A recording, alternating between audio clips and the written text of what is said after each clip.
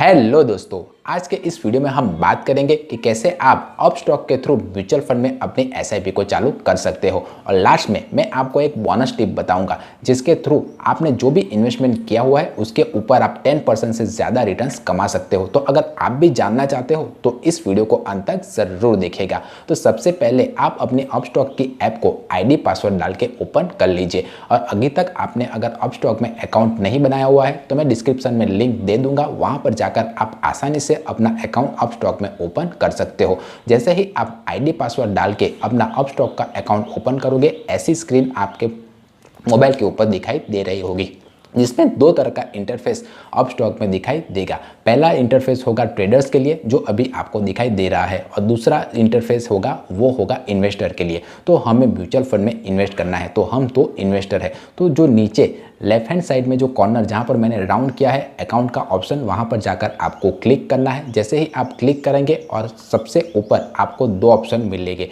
Upstox investor और Upstox trader. तो आपको स्विच ऑप्शन के ऊपर ट्रेड करके अपस्टॉक इन्वेस्टर के ऑप्शन के ऊपर आ जाना है। जैसे ही आप स्विच बटन पर क्लिक करोगे ऐसा इंटरफेस आपके मोबाइल स्क्रीन पर आपको दिखाई देगा।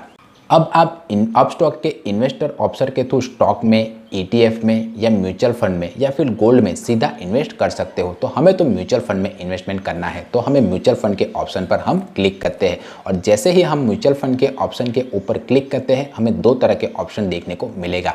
पहला ऑप्शन पोर्टफोलियो, अगर मैंने ऑलरेडी ही अपस्टॉक के थ्रू एसआईपी चालू की हुई है तो पोर्टफोलियो में वो सारी एसआईपियाँ हमें दिखाई देने को मिल जाएगी। और दूसरा ऑप्शन है एक्सप्लोर। जैसे ही हम एक्सप्लोर बटन के ऊपर क्लिक करेंगे ये ऑप्शन या ये स्क्रीन हमारे मोबाइल स्क्रीन के ऊपर दिखाई देगी, जिसमें पहला ऑप्शन है बिकम अ करोड़पति। अगर आपको अपस्टॉक के थ्रू म्यूचुअल फंड में इन्वेस्टमेंट करके करोड़पति बनना है तो आप इस ऑप्शन में जाकर जो जो म्यूचुअल फंड आपको दिए गए हैं उसमें जो जो एसआईपियाँ करने को बोली गई है वो स्टेप्स आप अगर फॉलो करोगे तो जितने सालों के अंदर आपको करोड़पति बनना है वो आसानी से आपको दिखाई दे जाएगा।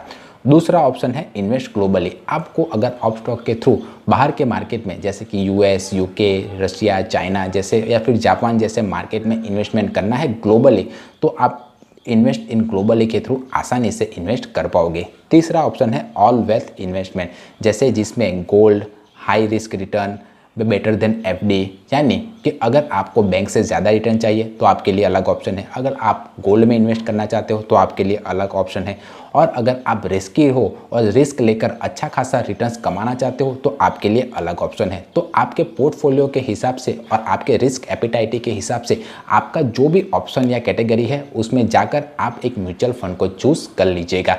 तो मेरे हिसाब से तो आपका आइडियल पोर्टफोलियो होगा जिसमें आप एक स्मॉल कैप म्यूचुअल फंड, एक large and mid cap mutual fund, एक फ्लेक्सी कैप म्यूचुअल फंड और एक टैक्स सेवर म्यूचुअल फंड रखिएगा। आपने अपने पोर्टफोलियो में कौन कौन से म्यूचुअल फंड रखे हुए हैं मुझे कमेंट करके बताइए।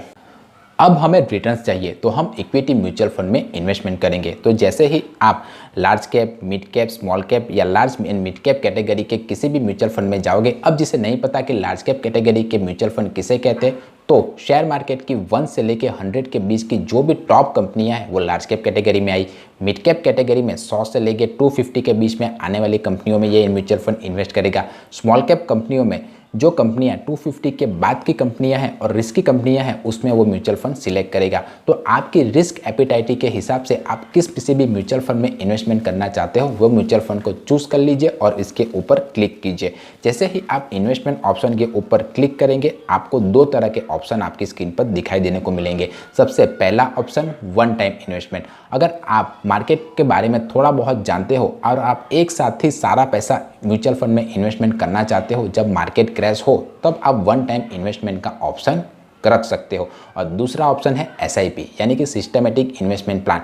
अगर आपको मार्केट के बारे में कुछ भी नहीं पता है और आप ज़्यादा झंझट पालना नहीं चाहते हो तो आप एक हर महीने की 1 तारीख को चूज़ कर लीजिए।